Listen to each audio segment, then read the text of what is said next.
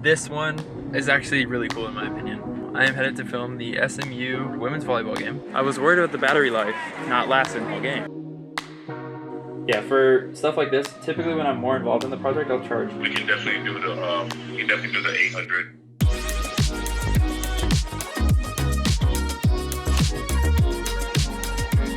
I do a lot of cool stuff, and I film a lot of cool things when I was at 12 Man Productions in college. Ever since then, I've kind of been doing odd job. This one is actually really cool in my opinion. So right now, I am headed to film the SMU versus Stanford women's volleyball game. And my family is big into volleyball. And I just had fun taking videos and photos of them all throughout high school and club, and to take media from it, and I would get a lot of reps. So because I did that, now I'm able to use all that work as a portfolio, and I can pitch it to media companies. This time I'm getting hired by a new media company, so they're wanting me to get different shots of like fashion choices that the girls chose. There's like 8 or 9 players that I'm supposed to be highlighting. I'm really excited. It's gonna be a bit of a unique shoot. I'm actually meeting up with my buddy who goes to SMU. He's let me borrow his lens, which is gonna be super helpful because I don't have a 70-200 yet for my R5 Mark II, which I'm thinking they're gonna come out with a Mark II of the 70-200, so I've been waiting, but thankfully he's let me borrow his today, and he's already at SMU, which is super easy. He's texting me right now. But all of this just goes to show, if you enjoy what you're doing, then you'll do it a bunch, and if you do it a bunch, you'll be able to build a portfolio, and it'll lead to things like this. And I got paid exactly what I was looking to get paid.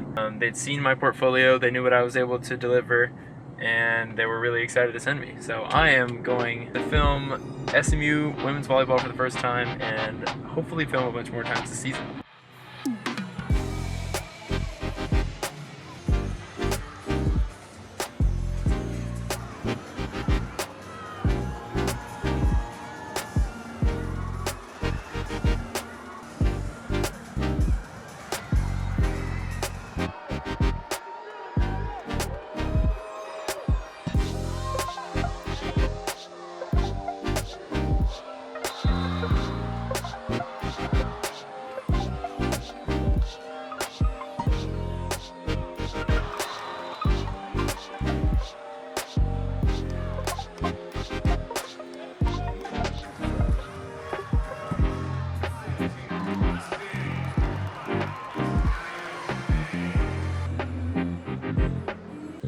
What is up?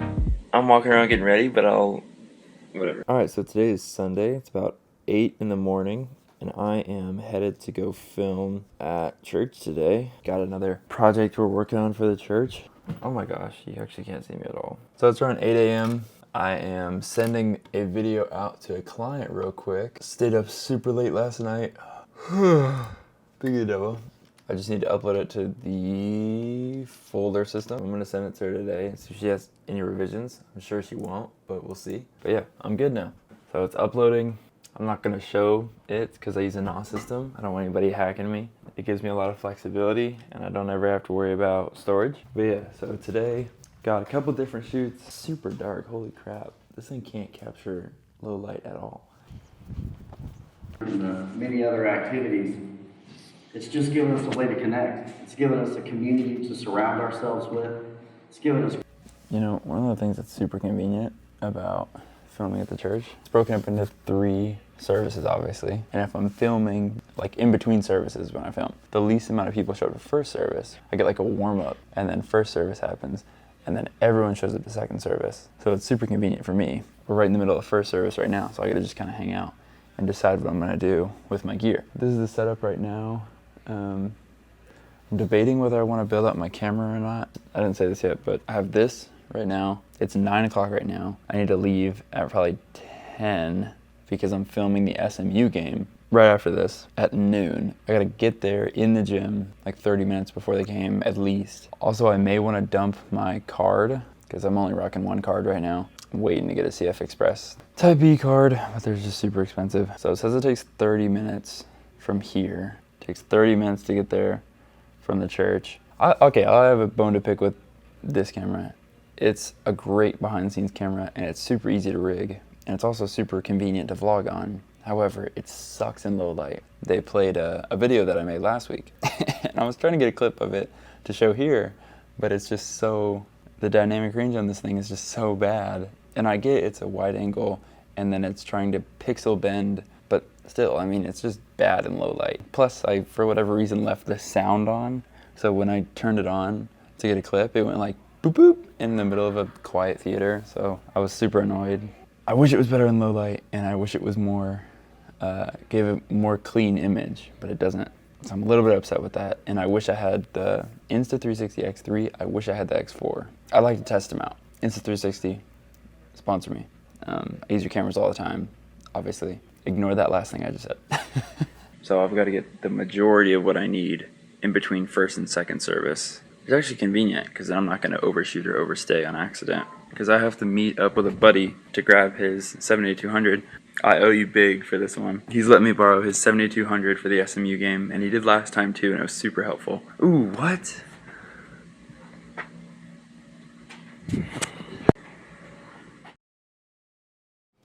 Boom, transition. I'm literally a content creator. I got everything I needed. Quite a few things to do. I'm managing one of my editors. So we sent the first draft over to the client and they liked it, but they wanted some tweaks. I didn't love the color too much. I felt like it was just kind of flat.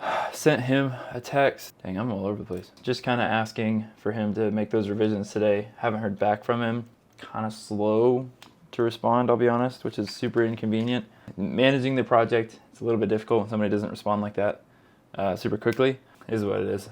But yes, this right here is actually the reason that I was up so late last night. Finished up that video, sent it over to the client just now. It's 10, so usually I don't expect a response for like 2 hours or so on the weekends. So I'll probably hear back from that one on the way to the game or maybe on the way home from the game. I've had a ton of projects recently. That's so bad. You literally can't even see my face. It's just black. Insta360! And I don't even have a light to fix it. This is literally the only light. Hopefully that's a little better. Yeah, it's a little better. Whatever. Weird. Okay, so when I was filming this morning, my camera was saying the tally light was flashing, and it said that I only had 5 minutes of footage remaining. Now, I filmed on that card for the F1 race, and I figured when I was there, like, oh, I just forgot to format it. I'm just going to take care of it at home just in case. But now that I'm back, it doesn't have anything on the card. What's weird is, with Canon's new filing system, when you shoot on separate days, it creates 2 separate folders. Why is it saying I only have 5 minutes to record, but there's no clips on the card? Like, I can't see any clips. It's because it's in a different folder, not from today, which is weird. But now that I'm back, it's saying that it's empty. So I don't know why it was saying I only had 5 minutes to record. I'm ahead of schedule right now. But yeah, it's gonna take 30 minutes to get there, so I'll probably leave at 10:30, get there at 11, get the lens at like 11:15, 11:20, walk over to the arena, get my pass, which is super easy. Headed that way, can you send the address? Boom. Card is saved, backed up, ejected, got it here. Holy crap, this is a 10-minute video. Anyways, shout out to Jared. I've been hanging out with Jared this week. Super cool dude, you should definitely check out his channel. Just going all throughout the process. He's building a production company right now, getting clients, how he's packaging things, smaller nuances to his production life. For me on YouTube, that's like the perfect video, is a 30 to 40 minute range, tons of value in there. So definitely go out, check out his channel. I'll have it linked below. Plus, I'm just so backlogged on like both client work as well as like a bunch of YouTube videos that I'm trying to get out right now, that I figured it'd probably just be easiest to do something more like run and gun like this. I'm about 3 minutes away from the parking garage that I need to get to. Shout out to Nathan, grabbed the lens from him just now. I'm gonna give it back to him after the shoot's done. Oh, I brought my media pass from the last game that I shot, just in case. Because sometimes you can just get away with just walking in with it, but obviously I have one there just in case there's a mix-up. I'm still able to potentially get away with it. The security people, 9 times out of 10, they'll just be like, oh, that's a media guy, and they won't look 2 times at you. I don't want to say it's breaking the rules, but it can definitely help if you're not sure how the media pass situation is going to look. Super nice campus, by the way.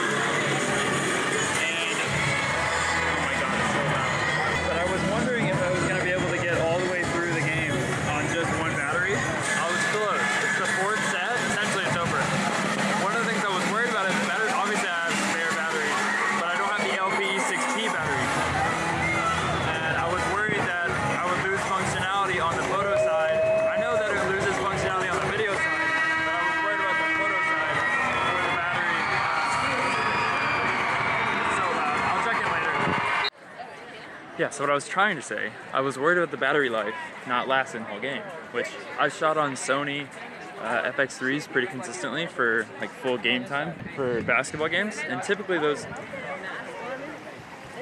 will last longer. Those games will last longer, and so I'll have to bring like 3 or 4 Sony batteries. So I'm really liking the new LPE6P batteries for the R5 Mark II. However, I didn't love that they handicapped some of the R5 Mark II's ability when it's using some of the older Canon batteries. I knew that it handicapped its video features, but I didn't know how bad it was for photo. So I got to test it today, and I had no issues. I was shooting in high burst continuous plus, so the fastest burst mode. I was able to shoot in RAW. The buffer didn't bother me at all. So, granted, I didn't need it. Like literally right after I swapped batteries, the game ended. So did I need to switch? No, I pulled it out at like 10%, but I switched. It didn't hurt me, which was great. Now I'm stuck in traffic, which is gonna suck. All right, so I got a little tip. If you're working for a production company, or even if you have an agreement with the client to where they're gonna pay for your travel, an easy way to do that, and I've heard it a lot of different ways, and I'd be curious to hear how you do it. Typically I don't charge for travel, but this one they offered. The way that I do it is usually I'll fill up my entire tank if I'm driving before the shoot on my dime, and then I'll drive, and then once I get home I'll fill up right before I get to the house, and then whatever that total is, that will be how much I invoice them. I usually don't charge for travel at all, but in this case, because it's part of the agreement, I'm gonna make sure to invoice them for it, or at least keep a record of it. But yeah, rule of thumb, typically what I'll do is I'll just charge enough, that way little things like this I can cover on my own and I'm not stressed about it. If it took a full tank instead of half a tank, I'm not like worried about nickel and diming them on the invoice to get the money back, because I'm happy with what I was paid overall. I think that's probably a good rule of thumb, but I'm interested to hear how y'all charge for travel and things like that. Today I have a meeting with the nonprofit, kind of just getting ready for that essentially. Funny enough, I thought it was at noon. It doesn't start until 1.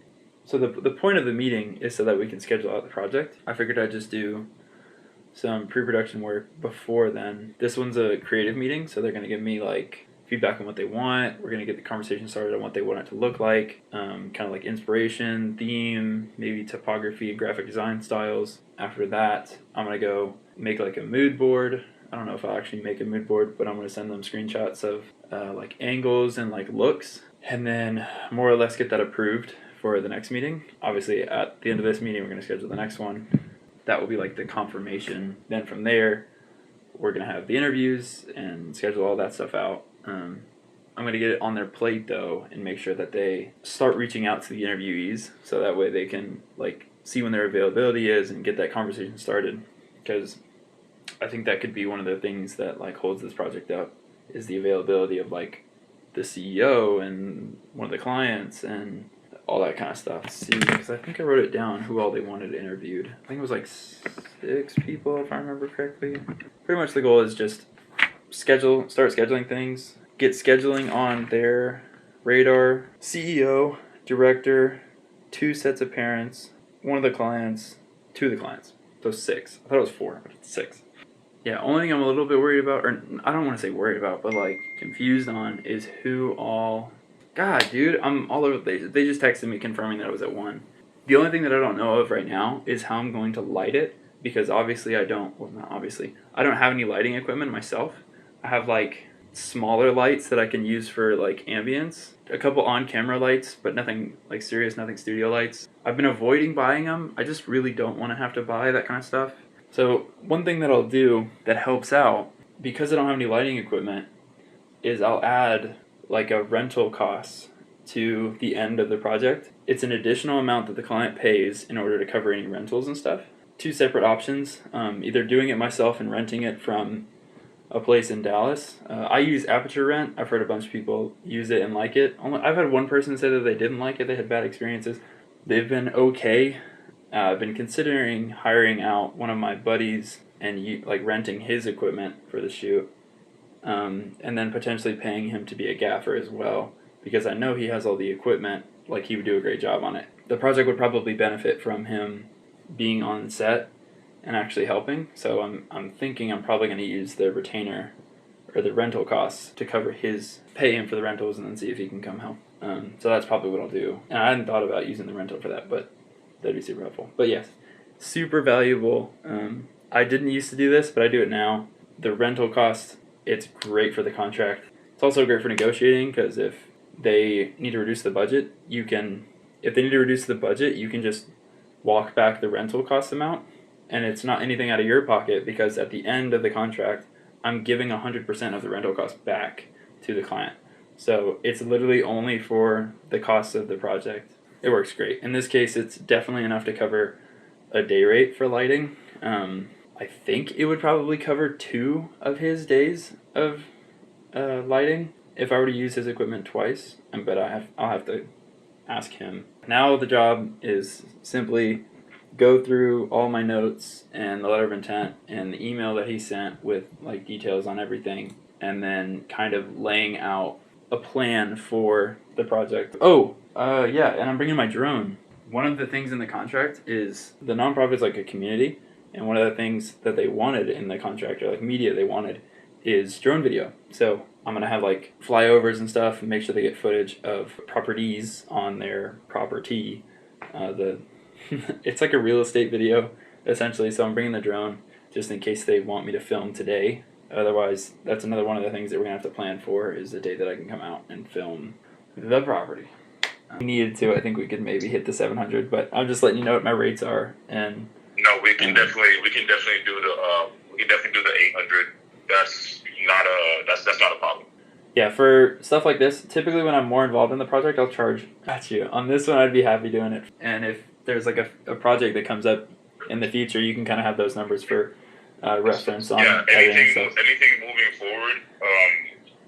If I do need you to go ahead and if I do have any other projects for you moving forward, it will not be me texting you at 8:00 in the morning like, hey, I need some help. It'll be more planned out and stuff like that, and then we'll definitely use those numbers moving forward. And I mean, that's kind of the whole thing with partnership. I want to be as reliable for you guys as possible, and then I'm not sure what the details are, but I know you're in a bit of a pinch right now. I'd love to help you guys out. Yeah, no, definitely. So, how did you want to do that?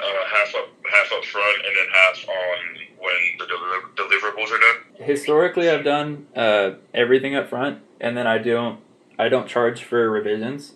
Essentially, the scope, or like the understanding, is just I'm committed to finishing the project in its entirety. I'm just committed to finishing the project and making sure you guys' creative vision is matched. So typically I'll charge all up front, but I mean, if we need to do something and work around, like develop a payment schedule, I mean, obviously I'd rather have it up front, but if we need to, I think we can talk about it. Yeah, no, like I said, you're helping me out here. I really appreciate you, so I can give that all to you up front. Bet. When I send over the voiceover and the script and all that kind of stuff. Awesome. Yeah, and as much as you can, like as all the creative direction you can get, the more details you guys send on what you're looking for, the better that would be for me on my end. Shoot me a text if you have any questions or anything like that. If you need to hop on a quick call and talk about it, I'm definitely there for that. Yeah, gotcha. Yeah, right now, today, I'm headed to a meeting in like 15 minutes or so, so I probably won't get a chance to look at it. So you got quite a bit of time to gather all that stuff up and send it over. Like I said, I work full-time freelance, so I mean, I'm available for a call if you have any questions, something comes up, you need, they said they wanted this added, feel free to shoot me a call. Got you, yeah, the full-time freelancers. You have all the time in the world and you have no time at all at the same time. We have to push our meeting today to tomorrow because she has a bunch of investor meetings to go to. Gotcha. And that's not something that you can postpone. Yeah. Especially when you're talking about all that money, for sure not. But her and I, we're still going to talk about the stuff that you and I discussed in terms of your role, specifically talking about our plans during the off season or during postseason into the off season. I was gonna ask how the meeting went, but I know you said it's tomorrow, so I'm pumped to hear how that goes. All right, wrapped up the meeting with the nonprofit. A lot of it is just file management right now. I actually have a ton on my plate right now. My calendar is like super packed. One of the things that we did in the meeting was go over the calendar and get everything on the schedule. Full of dates. This is full of dates. I took all kinds of notes. And I wasn't able to film like anything because for whatever reason my SD card filled up and then I cleared it, but then it failed. or whatever. Like I formatted it, dumped all the footage, put it back in, and then it would just give me like a red blinking thing. And for whatever reason, you can't format a card in an Insta360. Anyways, this has been a bit chaotic. Then I sent one of the videos to one of my clients. They ended up like posting it on Instagram, but it was in a carousel instead of as a reel, so it's not going to get any traction. Obviously, once the final project is sent to them, they can do whatever they like with it. It just was kind of annoying. I wanted to see how good the video was going to do. I thought it was going to be a good one. But on a more positive note, like I said, the creative meeting went really well. Got a bunch of dates on the calendar. Yeah, I'm actually needing to call Jared because I'm looking to see if I can hire him as gaffer and sound for the production days coming up. I've been talking with him about the project, but yeah, now that the contract's all figured out, could I do it myself? Yeah. Could I rent the equipment out? Yeah. But stuff like this, I kind of just want to get my friends involved, the people that I know. It's a lot more fun working with people that you know or you like hanging out with, and you know are going to produce really, really high quality stuff rather than just working by myself. So I'm going to see what his rates are. Hopefully I can fit him into the budget for this project. And yeah, I mean, I'd love to have him on. I was thinking, like, if I'll tell you what. So I'm coming up to Dallas next. Yeah. But I think that's like too soon for you, right? If I were to come up, actually, I don't know. It depends when. Well, I'm actually going down to College Station Wednesday. You are? Yeah, I have a shoot. I'm looking at my calendar. I have a shoot on Wednesday. What do you mean next week? Like what? Like like November or like within the next? 2nd. Within that. Oh, okay. So it's like next Monday. Yeah. Or it's like Saturday. Yeah. Gotcha. Yeah, I mean, if you think we can, then maybe that'd be a pretty quick turnaround. We'd have to get like the story entirely figured out, and then yeah, we'd have to get story entirely figured out, plan out like the day, make sure that everybody can like be there for the shoot. Like obviously they have availability, and then we'd have to base the interview questions off of the storyboard, and it'd be a lot of work in the next week for sure. But I guess like if we need to, I don't even know. It would have to be really quick. Plus, you couldn't do any of your friends that are like down in CSTAT at that point if we're just trying to knock off a full day. Yeah, you're right. That's exactly what I thought of. It was like, it doesn't matter where I go. It's all about, okay. It doesn't seem like it's very doable to like get everyone in one place for one day. Yeah. I want to do, let me make a list of people. Okay, but yeah, as far as payment, I'm going to make it work. We're going to do this thing. Bet.